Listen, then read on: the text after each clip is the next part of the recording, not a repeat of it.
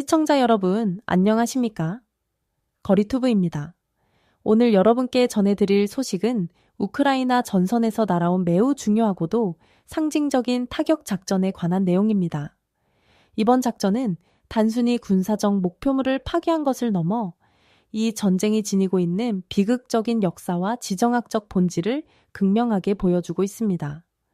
바로 우크라이나군이 발사한 에이터컴소와 스턴 섀도우 미사일이 도네치크 공항이 위치한 러시아군의 샤이헤드 드론 보관소를 완전히 초토화시킨 사건입니다. 오늘 거리투브에서는 우크라이나 현지 언론이 문도안들이 가전한 핵심적인 세부 사항들을 바탕으로 오지 이 타격 작전이 품고 있는 직접적인 의미와 메시지에만 집중하여 그 전말을 상세히 분석해 드리겠습니다. 이번 우크라이나군의 타격이 향한 정확한 표적은 바로 도네치크 공항의 이른바 신터미날로 굴리던 구역이었습니다.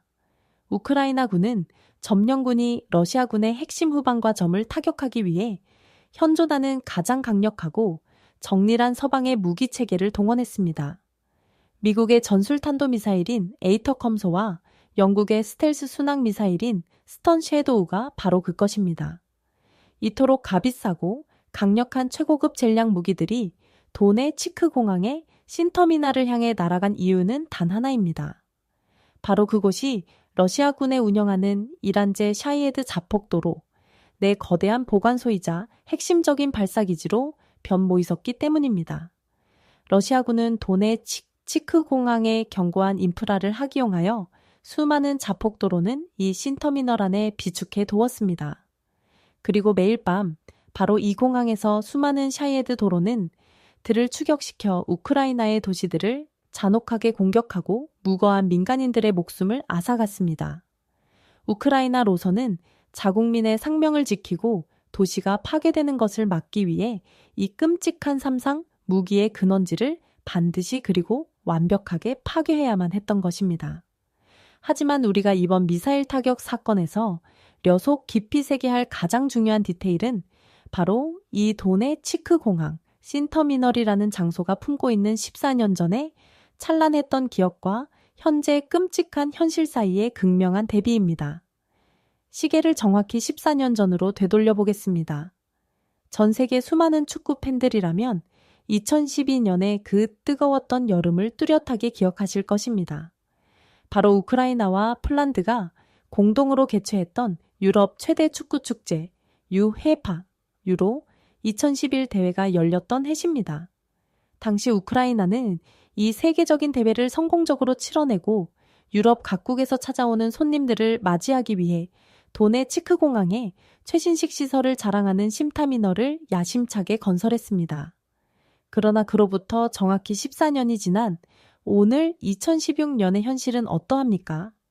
평화와 축제의 관문이었던 그 동일한 장소는 러시아에 의해 철저하게 유린당하고 군사기지로 개조되었습니다. 러시아는 전 세계 축구 팬들은 맞이하더니 평화로운 공항 터미널을 우크라이나의 평범한 시민들을 죽이기 위한 살상무의 거대한 저장소로 만들어버렸습니다. 국제적 화합의 장소였던 공항이 이웃 나라의 도시를 양의 폭과물을 실은 드론을 끊임없이 날려보내는 테러 전진기지로 전락해버린 것입니다. 과거 수천 수만의 팬들이 설렘을 한코도 찾게던 바로 그 장소에서 14년 후에는 우크라이나 일상을 파괴하고 민간인들을 학살하는 자폭 드론이 솟아오르는 이 참혹한 현실. 이것이 바로 지금 우크라이나가 맞이하고 있는 전쟁의 가장 비극적이고 끔찍한 단면입니다. 언론인 문도안드리는 이 기막힌 현실을 가리켜 블라디미르 푸틴 러시아 대통령이 부러지는 이른바 루스키미르, 즉 러시아의 세계가 가진 진짜 모습이라고 강력하게 규탄했습니다. 푸틴이 우크라이나에 강요하고자 하는 러시아의 세계는 결국 번영이나 평화가 아닙니다.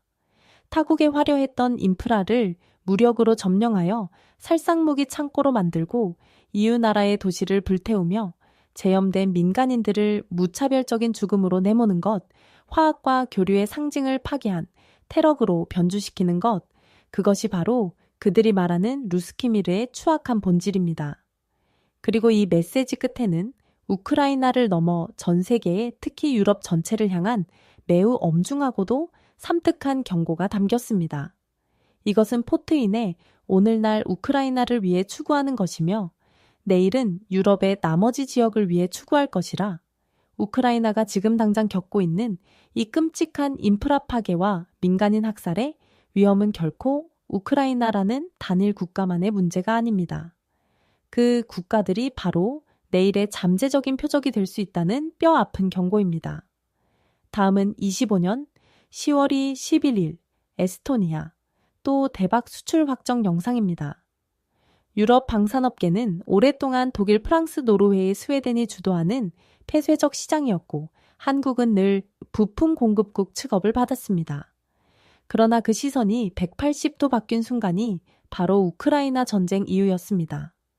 러시아의 미사일이 연일 쏟아지는 가운데 유럽이 밀던 반공체계들이 속수무책으로 뚫렸고 그 틈새를 파고 든 나라가 바로 한국이었습니다. 이제는 발트의 최전선 에스토니아까지 한국산 미사일을 바라보고 있습니다. 유럽 최북단의 작은 나라 인구 130만 명의 에스토니아가 지금 노리고 있는 무기가 LIGN-X1이 개발한 신공 휴대용 방공 미사일과 청공투 중거리 요격책입니다. 해외 언론 디펜스24와 유어 에이전타임즈는 최근 에스토니아가 홀란드제 피오른을 추가 도입하지 않고 한국산 신공을 유력 검토하고 있다고 전했습니다. 그 이유는 명확합니다. 성능 대비 가격, 즉각 대응성, 기술의 전가능성 등 이 세 가지 모두에서 한국이 압도적이기 때문입니다. 피오르는 폴란드에서 2012년 이후 우크라이나에 대량 지원되면 명성을 얻었지만 실전 성과 뒤엔 뼈아픈 한계도 드러났습니다. 발사한 세트 가격이 약 180만 유로인데 이는 하나 약 30억 원입니다. 또한 예비탄과 정비 패키지를 포함해도 과도하게 비쌌고 야간 작전 능력이 제한된다는 점이 문제로 지적됐습니다. 시커가 구형 난각식이라 발사 준비 시간이 길고 급박한 드론이나 헬기 대응엔 적합하지 않았던 겁니다. 반면 신구능 영하 40대에서도 즉시 작동 가능한 비난각 식적에서는 시커를 사용하며 발사 준비 시간 3, 초인의 사거리 약 7, 킬로미터 유효고도 3.5km에 뛰어난 대응력을 보였습니다. 이 수치는 피오른보다 사거리 1.5km 대응 시간은 2배 빠릅니다. 현재 에스토니아의 현실은 더욱 절박합니다. 국방비를 GDP에서 %까지 끌어올렸고 러시아의 국경 도발이 매달 이어지고 있습니다. 수도 탈리닝은 영공의 러시아 전투기가 침범한 사건은 2024년에만 3차례 이상 발생했습니다. 나토군이 주둔해 있지만 문제는 자국 방어망의 주권이었습니다. 나토에 패트리어트가 있다고 해도 그 운영권은 미국과 독일이 쥐고 있습니다. 러시아가 단 한 번만 수도를 향해 단거리 미사일을 써도 에스토니아는 직접 대응할 수단이 없습니다. 이런 이유로 이들은 우리 손으로 쏘고 우리 손으로 지키겠다는 자주 방공망 구축에 나서게 된 겁니다. 그리고 그들의 최종 선택지는 자랑스러운 대한민국이었습니다. 이 과정에서 에스토니아가 눈을 돌린 곳이 바로 한국입니다. 루마니아가 먼저 신공대 세트로 약 1,000억 원의 규모를 도입해 2014년 실전 배치했고 이 라이즈 넥스1은 그때부터 유럽 시장을 뚫기 위한 교도보를 만들었습니다. 한국의 모듈형 설계와 기술 이전 의지는 유럽 중소국들에게 매력적인 카드였습니다. 피오르는 기술 이전 불가, 현지 생산 불가라는 조건이 붙지만 신공은 현지 조립과 공동 생산이 가능하다는 점이 결정적으로 작용했습니다. 에스토니아가 군수 산업을 키우려면 기술 이전은 필수이기 때문입니다. 또 하나 주목할 점은 청공투입니다. 이 미사일은 단거리 신공의 상위 체계로 최대 사거리 40km 요격고도 20km 급의 탄도 미사일 대응형입니다.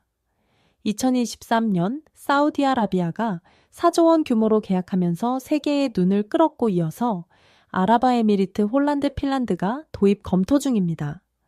에스토니아가 신공 도입 후 천공투를 통합 운영한다면 하층과 중층 요격망을 한국산으로 통합하는 최초의 나토 회원국이 될 가능성이 있습니다. 이는 단순한 무기 거래를 넘어 K방공체계 유럽 진입이라는 전략적 상징성을 갖습니다. 외신 더 디펜스 포스트는 이를 두고 한국은 이제 아시아의 방산 파트너가 아니라 유럽의 전장 패러다임을 바꾸는 주체가 됐다고 평가했습니다. 과거에 프랑스 MBDA 노르웨이의 콩스버그가 유럽의 하늘을 지배했지만 이제 한국의 에라이즈 넥스원과 하나 시스템이 그 시장의 문을 열고 있습니다. 특히 러시아의 이란 제작 폭트론이 우크라이나 전선에 쏟아지면서 값비싼 서방제 요격책에 보다 즉시 대응 가능한 한국형 휴대식 미사일의 가치가 급부상했습니다. 이건 단순히 가격 싸움이 아닙니다. 신공은 한국의 피우와 땀으로 만들어진 무기입니다. 1990년대 한국군은 미국의 스팅어 도입에 온갖 무시를 당하며 거절당했습니다. 그때 국방과학연구소는 남이 주지 않으면 우리가 만든다는 각오로 자체 개발에 돌입했고 10년 만에 세계 3대 맨패즈로 일컫는 휴대용 방공 미사일 수준의 신공을 완성했습니다. 이 기술이 이제 유럽 하늘을 지키게 된 겁니다. 과거 기술을 부걸하던 나라가 이제 나토의 전성욱 가들이 줄 서서 찾는 방공 체계를 수출하고 있습니다. 결국 에스토니 아이의 선택은 상징적입니다. 작은 나라가 거대한 이유러시아를 마주할 때 필요한 건 비싼 무기가 아니라 즉시 쏠 수 있는, 믿을 수 있는 무기입니다. 피오른이 보여준 화려한 스펙보다 신공의 실용성과 신뢰성, 그리고 한국의 기술 동반자 정신이 그들의 마음을 움직였습니다. 그리고 그 위에는 천공추라는 또 하나의 카드가 있습니다. 에스토니아는 지금 한국산 미사일을 통해 자국 하늘을 스스로 지킬 수 있는 진짜 방공 독립을 준비하고 있습니다. 에스토니아와 엘라이즈 넥스원 간의 물밑 접촉은 단순한 판매 요청 수준을 넘었습니다. 에스토니아는 최근 유지원을 받아 최대 약 4.1억 달러로 하나 약 6천억 원 규모의 국방 대출을 검토하는 등 재원 마련에 적극적인 상태이며 이는 단일 무기 체계 도입을 넘어 산업 파트너십을 염두에 둔 행동입니다. 엘라이즈 넥스왕은 이런 배경을 바탕으로 기술의 정과 현지 조립, 또 유지보수 역량까지 묶은 패키지 제안을 준비해 보냈습니다. 구체적으로는 초기 공급과 함께 현지 공장 설립을 통한 생산 로컬라이제이션, 그리고 에스토니아군의 운영 교리에 맞춘 소프트웨어 인터페이스 제공을 조건으로 제시한 것으로 알려졌습니다. 이 협상 포인트는 단가 경장뿐 아니라 전시지 속성과 자주 국방 역량 강화를 동시에 노리는 에스토니 아이의 요구와 정확히 맞물립니다. 또한 엘라이즈는 이미 루마니아와 중동 시장에서 신공과 천공투를 홍보 시원한 경험을 근거로 유럽 인증과 운영 노하우 전수 카드를 꺼냈습니다. 에스토니아와 엘라이즈 넥스원 사이 실문 협상은 그야말로 가격표 하나로 끝나는 거래가 아닙니다. 중동과 이라크에서 일부 수출 계약을 따는 경험은 엘라이즈 제품의 신뢰도를 실전에서 검증한 실탄처럼 작용했고 에스토니아는 이제 단순 구매를 넘어 산업 파트너십을 원하고 있습니다. 무엇보다 쟁점은 세 가지입니다. 첫째, 나토 체계와의 연동입니다. 탈리는 나삼스나 패트리어트 같은 동맹 방공망과 데이터 탐지 명령을 매끄럽게 주고받아야 하니 엘라이즈는 개방용 API 이와 연동 테스트 계획을 내놓아야 합니다. 둘째, 유지 보수와 탄약 공급의 안정성입니다. 발트 지방의 긴 겨울과 혹독한 작전 환경을 감안할 때 장기적 예비탄 제거와 현지 정비소 설립은 선택이 아니라 필수입니다. 셋째, 정책적 법적 보장입니다. 에스토니아 의회와 방위부는 기술이 전시 발생할 수 있는 IP 문제와 수출 통제 이슈를 명확히 정리해달라고 요구했고 엘라이즈는 한국 정부와 EU 차원의 보증 협력 메커니즘을 연결하겠다고 응수했습니다. 경제성 논쟁도 뜨겁습니다.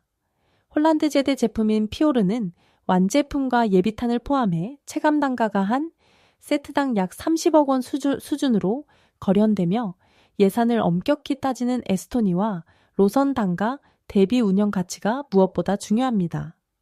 엘라이즈는 여기서 해법을 제시했습니다. 초기에는 완제품을 공급하되 이후 현지 조립을 통해 비용을 절감하고 더 나아가 천공투 같은 중층 요격 체계와 통합 운영하면 전체 소유 비용이 눈에 띄게 낮아진다는 시나리오입니다. 상층과 하층을 아우르는 계층적 요격망, 즉 적어도 중고도 탄도탄 대응이 하나로만 물리면 전력의 시너지뿐 아니라 국방 자립이라는 더 큰 가치를 빠르게 확보할 수 있습니다. 물론 현실의 벽도 만만치 않습니다. 나토nep에서는 비전통적 공급자에 대한 정치적으로나 절차적으로 검증 요구가 갈수록 강해지고 있고 예산 승인 과정의 투명성과 검증, 그리고 초기 훈련과 운영 전환에 따른 시간적 비용은 피할 수 없는 변수입니다. 그래서 에스토니아는 이후 공동구매나 펀딩과 결합하는 방안을 염두에 두고 있고 이는 리스크를 분산시키는 전략적 선택입니다. LIG로서는 결국 제품 신뢰성의 재확인과 동맹국 간 협업 프레임을 만드는 것이 판매 성공의 관건이라는 점을 명확히 인식하고 있습니다. 현재 협상은 현실적인 합의점을 찾기 위한 단계별 로드맵으로 흐르고 있습니다. 소규모 파일럿 도입으로 실전 운영 데이터를 쌓고 그 다음 현지 조립과 기술의 전 단계로 넘어가며 마지막으로 통합 운영 시험을 통해 완전한 전력화로 연결한다는 계획입니다. 이 로드맵이 현실화되면 에스토니아는 단순 구매국을 넘어 유럽 내 K방공의 지역업으로 거듭날 수 있고 우리 기업들은 값비싼 유럽 시장의 문을 당당히 여는 교도보를 확보하게 됩니다. 화구의 기술을 얻기 위해 문을 두드리던 대한민국은 지난 과거의 역사가 됐습니다. 이제는 한국 기술을 관절히 원하는 유럽 국가들이 늘어나고 있고 중동 국가들 또 동남아시아에서 자국의 하늘을 지키러 대한민국의 손을 들며 자신을 선택해달라고 애원하고 있습니다.